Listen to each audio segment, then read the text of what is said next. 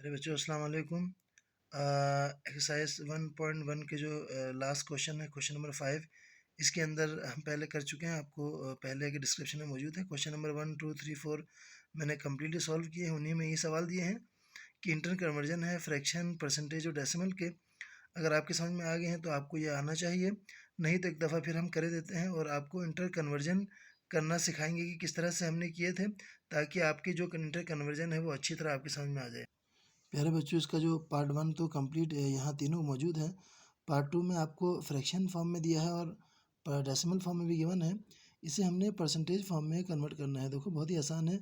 हमें पता है कोई भी फ्रैक्शन हो उसके साथ अगर हम मल्टीप्लाई कर दें 100 से, तो वो परसेंट फॉर्म में कन्वर्ट हो जाता है। और इस तरह से 5 1 ज़ा 5 और ये जो है वो आपका 5 20 ज़ा 100 और 24 ज़ा 80। और यूँ जो है वो यहाँ पर किसका आंसर क्या आया, 80% जो है वो आपका ये इसका इस एक का जो है वो आपका आंसर आ जाता है। बच्चों, इसका जो पार्ट 3 है उसके अंदर हमें 40% में ये गिवन है हमारे पास। और यहाँ हमने फ्रैक्शन और डेसिमल दोनों निकालने हैं। मैंने पहले यहाँ देखें 40% का मतलब क्या है, 40/100 ये इसके फॉर्म आ गई। अच्छा, एक सिफर कैंसिल आउट हुआ। अब यहाँ 4/10, 2 2 ज़ा एंड 2 5 ज़ा, और ये 2/5 जो है वो इसकी फ्रैक्शन फॉर्म आ गई। अब डेसिमल फॉर्म बच्चों आप लोगों को पता है कि इसे हम फर्दर मोर करेंगे। यहाँ देखिए, अब ये हमें डेसिमल फॉर्म यहाँ फ्रैक्शन फॉर्म में ऐसे हम डेसिमल में करते हैं और न्यूमरेटर को हम अंदर रखते हैं और डिनोमिनेटर को बाहर। तो हम यहाँ पर पॉइंट लगा के एक सिफर डाल देंगे और ये 20 हुआ। 5 4 ज़ा 20, और इस तरह से बच्चों 0.4 जो है वो इसकी डेसिमल फॉर्म में और 2/5 जो है फ्रैक्शन फॉर्म में इस 40% का आंसर आएगा। प्यारे बच्चों, इस पार्ट 4 के अंदर हमें डेसिमल गिवन है 0.62, फ्रैक्शन और परसेंटेज फॉर्म में कन्वर्ट करना है, बहुत ही आसान है। सबसे पहले हम इसको फ्रैक्शन फॉर्म में लाते हैं। देखिए यहाँ पर 62/100 हो जाएगा, इसलिए कि पॉइंट की जगह पर 1 आया, 2 डिजिट यहाँ पर इस तरफ हैं, 2 सिफर आए। अब ये फर्दर मोर कैंसिल आउट अगर होता है तो हम करेंगे।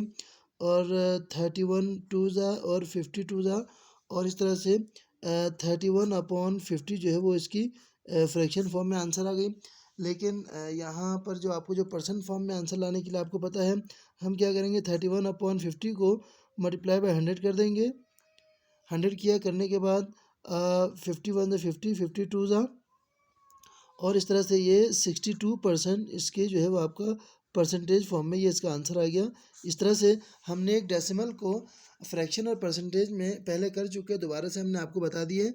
और अगर इन्हीं लिंक्स को अगर आपने पिछले क्वेश्चन को देखें तो मैं दे चुका हूँ क्वेश्चन नंबर 1 2 3 4 को, उन्हें आप तफसील देखेंगे तो यहाँ पर आपको और कंसेप्ट क्लियर हो जाएगा।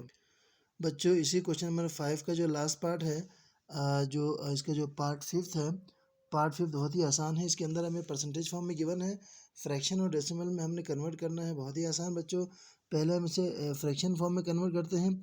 पता है आपको 44 और डिवाइड बाय 100 कर देंगे, और डिवाइड बाय 100 करने के बाद 4 के टेबल से 4 11 जा, और देन 425 तो 11/25 इसका जो है वो फ्रैक्शन फॉर्म में इसका आंसर आ गया। फर्दर मोर इसी को हम करेंगे, इसी को हम यहाँ डेसिमल में करेंगे 11/25 को, तो इसे हम डिवाइड कर देंगे 11 और 25।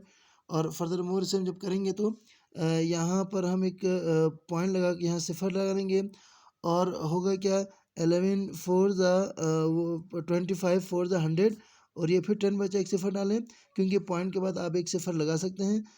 4 ज़ा 100, और यूँ आपका जो रिमाइंडर ख़त्म हो जाता है, और 0.44 ये आपका जो है डेसिमल फॉर्म में इसका आंसर आ गया। 44% का फ्रैक्शन फॉर्म में 11/25, और डेसिमल फॉर्म में 0.44 इसका आंसर।